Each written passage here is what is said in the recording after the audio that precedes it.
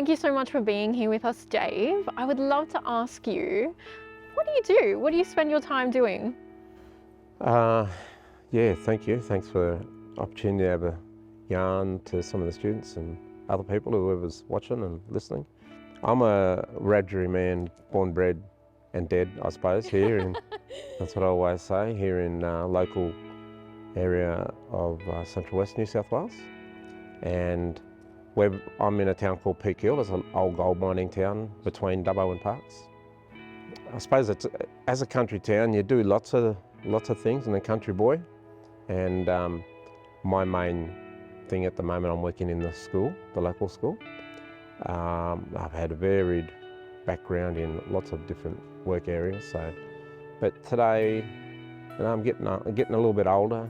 I like being home in a small town of 1,000 people. I do a lot of cultural stuff, language stuff, a lot of research still, and I don't know, I suppose getting older you just continue to learn a little bit more and listen a little bit more and try to know a little bit more. So that's basically where I'm finding myself now, yeah. Yeah, that's incredible. Thank you so much for sharing that with us and having us here in your beautiful country, this beautiful little pocket of the world you have here. I would love to ask you, so we talk about country, and when I think about country, I don't only think about the land underneath our feet, not even just the animals and the plants. I always think about the sky as well, being a really big part of that. So I'd love to ask you, what do you like about the sky? What is something that you just really enjoy looking at? Well, I suppose it varies. Every day varies. Today we're standing in the cold. Yeah. So on country, it's good to recognise the extremes that we have. The cold days, you remember the cold days, you remember the really hot days, remember the really beautiful days. And I think part of understanding culture and country is, and knowing that it's not just the things that you see, it's also the things that you feel. And it's also acknowledging the stories.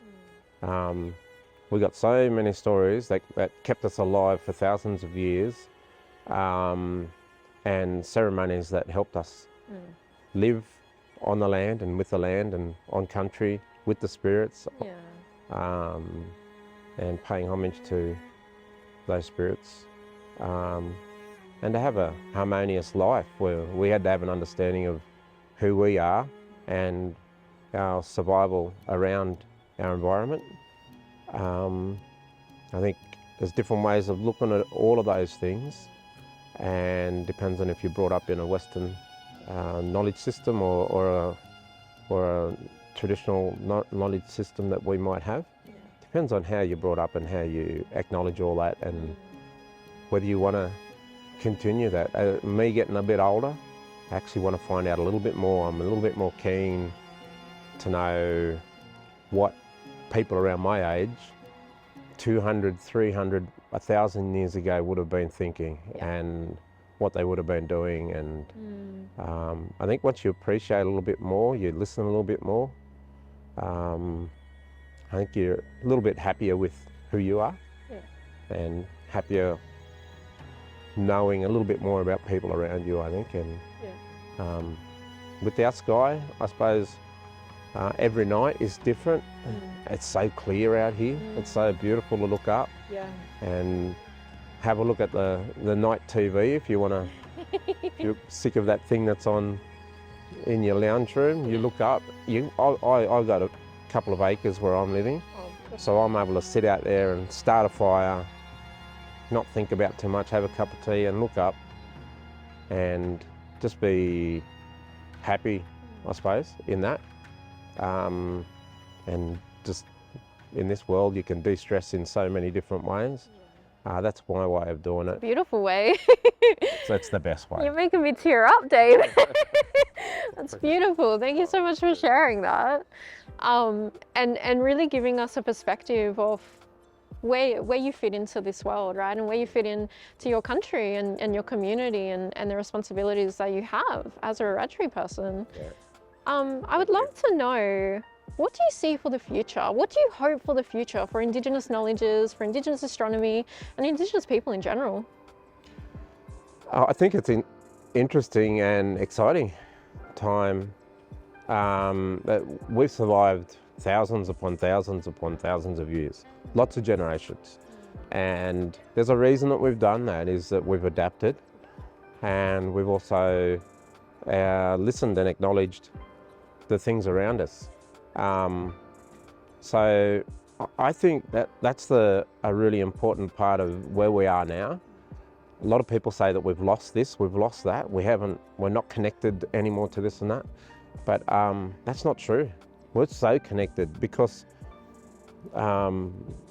if you're willing to listen and you're willing to learn, you just got to go out to where our people listened and learned in the first days of our existence. They're out there in the bush. You go out in the bush. You go out, you look up into the same sky that they looked up into. You go into and dive into that water, the same water, hasn't changed much at all. Some areas might be a little bit more polluted nowadays than others, light pollution, water being polluted, etc.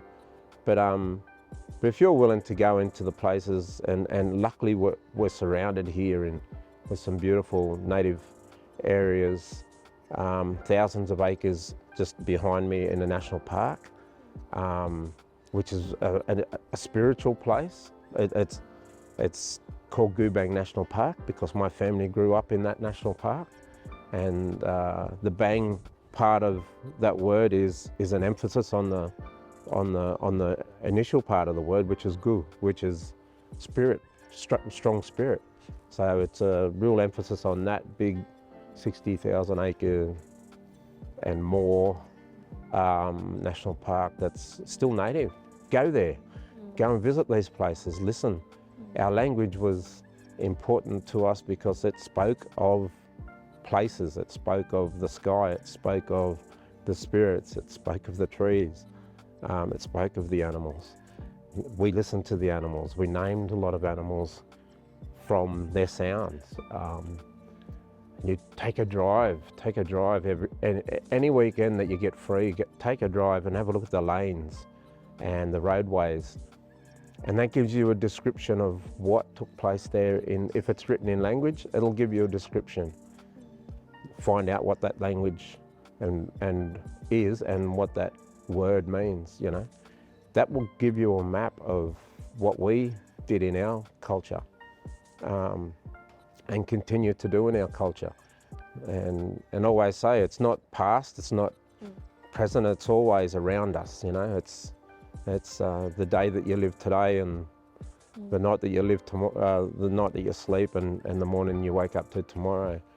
It's always there, Our country means everything. So it doesn't just mean that what we stand on, and it's not a map. It's not a boundary, a border from boundary to boundary. It's not just the rural area of a country, the country area. It's the sky, it's the water, it's the tree, it's the grass, and it's also knowing what that all means to you. That's how our system worked. That's how our system, I'm weeping because the cold. That's our system worked because we understood that. And we survived all that for thousands upon thousands upon thousands of years.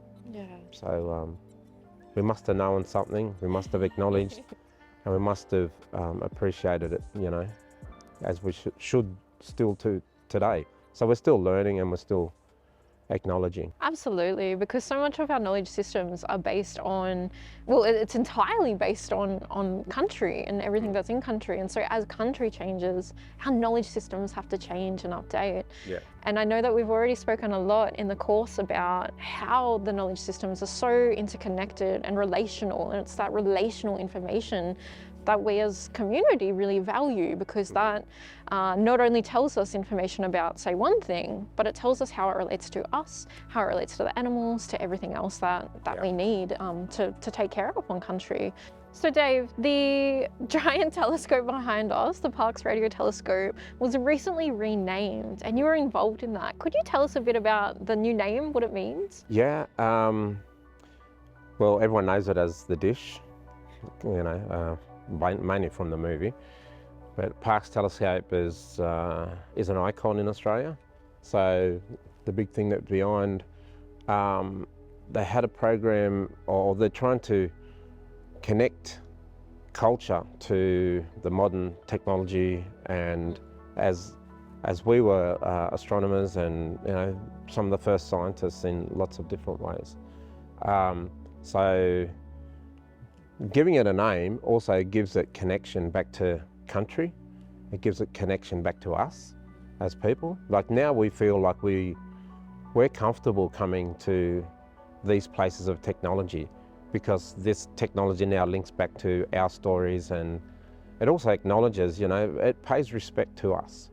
A lot of sciences don't pay that respect, Yeah. and where their original knowledges have come from. Yeah. So thankfully, they've asked us what would be an appropriate name for this telescope, and we thought of the home of Wyoming. So we thought of our creator, our God that we don't worship him, I suppose, but we share in his stories and how Wyoming created the world. And we thought his home would be the appropriate naming of this place, and it connects us to the sky again in a different way, as smoking ceremonies once connected us to the sky and our spirits.